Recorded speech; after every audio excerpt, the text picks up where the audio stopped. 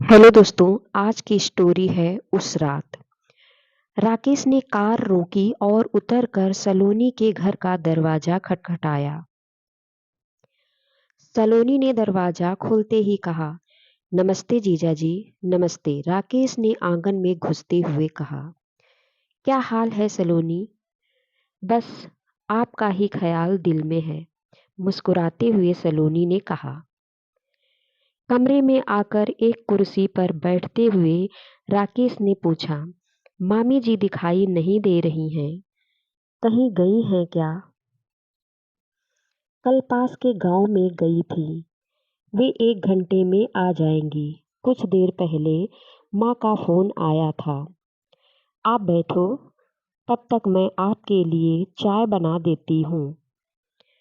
राजन तो स्कूल गया होगा। हाँ, वह भी 2 बजे तक आ जाएगा, कहते हुए सलोनी जाने लगी। सुनो सलोनी। हाँ कहो, सलोनी ने राकेश की तरफ देखते हुए कहा। राकेश ने उठकर सलोनी को अपनी बाहों में भरकर चूम लिया। सलोनी ने कोई विरोध नहीं किया। कुछ देर बाद वह रसोई में चाय बनाने चली गई। राकेश खुशी के मारे कुर्सी पर बैठ गया। राकेश की उम्र 35 साल थी। सांवला रंग, तीखे नैन नक्श। वह यमुनानगर में अपने परिवार के साथ रहता था। उसके परिवार में पत्नी बबीता, 2 बेटे, 8 साल का राजू और 5 साल का दीपू था। राकेश प्रॉपर्टी डीलर था। सलोनी बबीता के दूर के रिश्ते के मामा की बेटी थी। वह जगतपुरा गांव में रहती थी। उसके पिताजी की 2 साल पहले खेत में सांप के काटने से मौत हो गई थी। परिवार में माँ और छोटा भाई राजन थे। राजन 10वीं जमात में पढ़ रहा था। गांव में उनकी जमीन थी, फसल से ठीक ठाक गुजारा हो रहा था। सलोनी को पता भी न चला कि कब राकेश उसके प्रति खिंच गया था। एक दिन तो राकेश ने उससे कह दिया था, सलोनी, तुम बहुत खूबसूरत हो। तुम्हारी आंखें देखकर मुझे नशा हो जाता है। दिल करता है कि हर समय तुम्हें अपने साथ रखूं। मुझे अपने साथ रखोगे तो बबीता दीदी को कब टाइम दोगे? उसे तो कई सालों से टाइम दे रहा हूँ। तुम मेरी जिंदगी में देर से आई हो। अगर पहले आती तो अपना बना लेता। बहुत अच्छे सपने देखते हो आप। मैं इस सपने को सच करना चाहता हूँ। कैसे? यही तो समझ में नहीं आ रहा है अभी। इसके बाद सलोनी भी राकेश की ओर खिंचती चली गई। वह देखती थी कि राकेश की बहुत बड़ी कोठियां हैं, 2 कारें हैं, धन दौलत की कमी नहीं है। बबीता तो सीधी साधी है। वह घर में ही रहना ज्यादा पसंद करती है। अगर वह बबीता की जगह पर होती तो राकेश के साथ खूब घूमती फिरती और ऐश करती। राकेश जब चंडीगढ़ जाता तो सलोनी के साथ कभी कभी राजन को भी साथ ले जाता था। जब राजन साथ होता तो वे केवल घूमते फिरते व खरीदारी करते थे। जब कभी राकेश अकेले सलोनी को लेकर चंडीगढ़ जाता तो वे दोनों किसी छोटे होटल में कुछ घंटे के लिए रुकते थे। वहां राकेश उससे जिस्मानी रिश्ता बनाता था। इसके बाद सलोनी को कुछ खरीदारी कराता और शाम तक भी वापस लौट आते।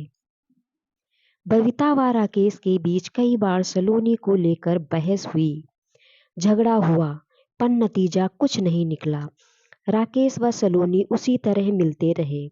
एक दिन बबीता ने सलोनी को फोन कर दिया था, सलोनी, तुझे शर्म नहीं आती जो अपनी बहन का घर उजाड़ रही हो? कभी भी चंडीगढ़ चली जाती है घूमने के लिए। मैं अपने जीजा की साली हूँ। साली आधी घरवाली होती है। आधी घरवाली जीजा के साथ नहीं जाएगी तो फिर किसके साथ जाएगी? आधी नहीं, तू तो पूरी घरवाली बनने की सोच रही है। दीदी, मेरी ऐसी किस्मत कहाँ। और हाँ, मैं जीजा जी को बुलाने नहीं जाती, वे ही आते हैं मेरे पास। तुम उनको रोक लो ना, सलोनी ने कहा था।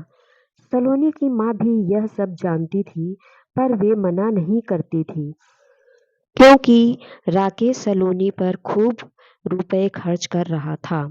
सलोनी कमरे में चाय व खाने का कुछ सामान लेकर लौटी। चाय पीते हुए राकेश ने कहा, चंडीगढ़ जा रहा हूँ, एक पार्टी से बात करनी है। मैंने सोचा कि तुम्हें भी अपने साथ ले चलूं। आपने फोन भी नहीं किया अपने आने का। मैंने सोचा था कि आज फोन ना करके तुम्हें सरप्राइज दूंगा। तो मिल गया ना सरप्राइज। माँ भी नहीं है।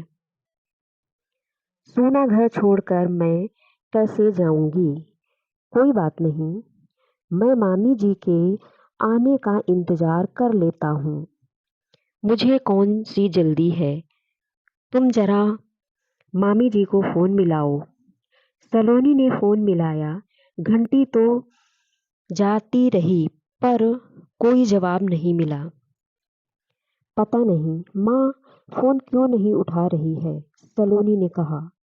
कोई बात नहीं, मैं थोड़ी देर बाद चला जाऊंगा। अब चंडीगढ़ तुम्हारे बिना जाने को मन नहीं करता। अगर तुम आज न जा पाई तो 2 दिन बाद चलेंगे, राकेश ने सलोनी की ओर देखते हुए कहा। कुछ देर बाद सलोनी की माँ आ गई। वे राकेश को देखकर बहुत खुश हुई और बोली, और क्या हाल है बेटा? बच्चे कैसे हैं? बबीता कैसी है? कभी उसे भी साथ ले आया करो। वह तो कहीं आना जाना ही पसंद नहीं करती मामी जी। पता नहीं कैसी आदत है बबीता की, कहकर मामी ने मुंह बिचकाया। मामी जी, मैं चंडीगढ़ जा रहा हूँ, सलोनी को भी साथ ले जा रहा हूँ। ठीक है बेटा, शाम को जल्दी आ जाना। सलोनी तुम्हारी बहुत तारीफ करती है कि मेरे जीजाजी बहुत अच्छे हैं, वे मेरा बहुत ध्यान रखते हैं। सलोनी भी तो किसी से कम नहीं है, राकेश ने मुस्कुरा कर कहा। कुछ देर बाद राकेश सलोनी के साथ चंडीगढ़ पहुंच गया। एक होटल में कुछ घंटे मस्ती करने के बाद वे रोज गार्डन और उसके बाद झील पहुंच गए। शाम हो चुकी है, वापस नहीं चलना है क्या? सलोनी ने झील के किनारे बैठे हुए कहा। जाने का मन नहीं कर रहा है। क्या सारी रात यहीं बैठे रहेंगे? सलोनी के साथ तो मैं कहीं भी सारी उम्र रह सकता हूँ। बबीता दीदी से यह कहकर देखना, उसका नाम लेकर क्यों मजा खराब करती हो। सोचता हूँ कि मैं उसे हमेशा के लिए उसे रास्ते से हटवा दूँ। दूसरा रास्ता है कि उससे तलाक ले लूँ, उसके बाद हम दोनों खूब मजे की जिंदगी जिएंगे। राकेश ने सलोनी का हाथ अपने हाथों में पकड़कर कहा। पहला रास्ता तो बहुत खतरनाक है, पुलिस को पता चल जाएगा और हम मजे करने के बजाय जेल में चक्की पीसेंगे। बबीता से तलाक लेकर पीछा छुड़ा लो, वैसे भी वह तुम्हारे जैसे इंसान के गले में मरा हुआ सांप है, सलोनी ने कहा। अब सलोनी मन ही मन खुश हो रही थी कि बबीता से तलाक हो जाने पर राकेश उसे अपनी पत्नी बना लेगा। वह कोठी, कार और जायदाद की मालकिन बनकर खूब ऐश करेगी। एक रेस्टोरेंट से खाना खाकर जब राकेश व सलोनी कार से चले तो रात के 8 बज रहे थे। राकेश ने बबीता व सलोनी की माँ को मोबाइल फोन पर सूचना दे दी थी कि वे 2 घंटे में पहुंच रहे हैं। रात के 12 बज गए। राकेश व सलोनी घर नहीं पहुंचे तो माँ को चिंता हुई। माँ ने सलोनी के मोबाइल फोन पर नंबर मिलाया। फोन पहुंच से बाहर है, सुनाई दिया। राकेश का नंबर मिलाया, तब भी यही सुनाई दिया। कुछ देर बाद बबीता का फोन आया। मामी जी, राकेश अभी तक चंडीगढ़ से नहीं लौटे हैं, वे आपके पास सलोनी के साथ आए हैं क्या? उन दोनों का फोन भी नहीं लग रहा है। मुझे तो बड़ी घबराहट हो रही है। घबराहट तो मुझे भी हो रही है बबीता। चंडीगढ़ से यहाँ आने में 2 घंटे भी नहीं लगते। सोचती हूँ कि कहीं जाम में न फंस गए हों, क्योंकि आजकल पता नहीं कब जाम लग जाए। हो सकता है कि वे कुछ देर बाद आ जाएं। मामी ने कहा। पता नहीं क्यों मुझे बहुत डर लग रहा है, कहीं कुछ अनहोनी न हो गई हो। डर मत बबीता, सब ठीक ही होगा, मामी ने कहा, जबकि उसका दिल भी बैठा जा रहा था। पूरी रात आंखों आंखों में कट गई, पर राकेश व सलोनी वापस घर नहीं लौटे। सुबह पूरे गांव में यह खबर आग की तरह फैल गई कि कल दोपहर सलोनी और राकेश चंडीगढ़ गए थे। रात लौटने की सूचना देकर भी नहीं लौटे। उनका कुछ पता नहीं चल रहा है। बबीता व मामी के साथ 3-4 पड़ोसी थाने पहुंचे और पुलिस को मामले की जानकारी दी। पुलिस ने रिपोर्ट दर्ज कर ली। पुलिस इंस्पेक्टर ने बताया, रात चंडीगढ़ से यहाँ तक कोई हादसा नहीं हुआ है। यह भी हो सकता है कि वे दोनों कहीं और चले गए हों।